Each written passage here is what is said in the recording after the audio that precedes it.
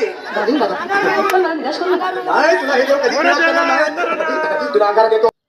चला तर नमस्कार मित्रांनो, आज आहे आमच्या गावामधील दसरा आणि दसरा हा खूप महत्त्वाचा सण आहे आणि उंबरडा बाजारमध्ये ह्या चांगल्या पद्धतीनं आम्ही साजरा करतो. प्रथमतः तर आम्ही देवींचं दर्शन करण्यासाठी निघालो.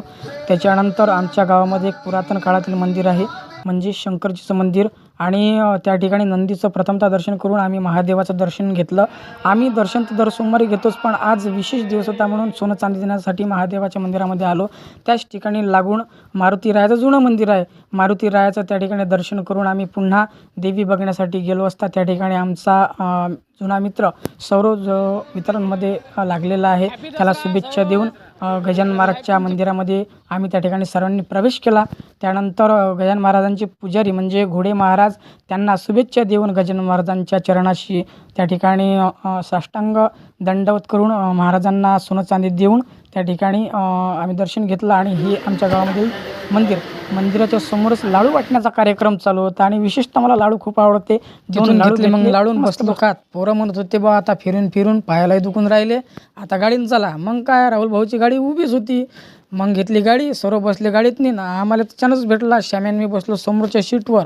महेश महाराज लागली होती ताण. महेश महाराजनं पाण्याच्या जागी घेतली फंट्याची बॉटल. मग फंटा पिण्यासाठी चालले भांडणं. असं करता करता पोचलो इंदिरानगरमध्ये. तिथली सजावट पाहून तर मन भारावून गेलो. वर तर मस्त सजवलं आता. मग देवीजवळ गेलो असता एक गोष्ट नोटीस केली दर्शन करता करता की जो देवीचा हार होता तो तिरंगा पॅटर्नमध्ये होता. आणि दर्शन करून आम्ही गावात आलो असता गावात नाचून राहिले ते भूतं. आता भूतं कसे नाचून राहिले ते तुम्हीच पहा बा आता. या सुजाताबाई या तुम्ही मुंबईहून आलात ना? बसा बाबांकडे बसा. देवा माझं लग्न होऊन 7 वर्ष अजून मुलगा नाही. मला एक मुलगा बस दुसरं काही नको मला. एवढीच इच्छा पूर्ण कर. तुला मूल होईल पण 5 खेटी दरबारात घालावं लागते. आणि इकडे 2 मस्त लहान लहान लेकरं नाचून राहिले. ते येईल पाहून तर माझ्या बालपणच मला आठवलं. तिथून समोर नाही जात तर मस्त लहान लहान मुली त्या ठिकाणी गाण्यावर डान्स करत होत्या.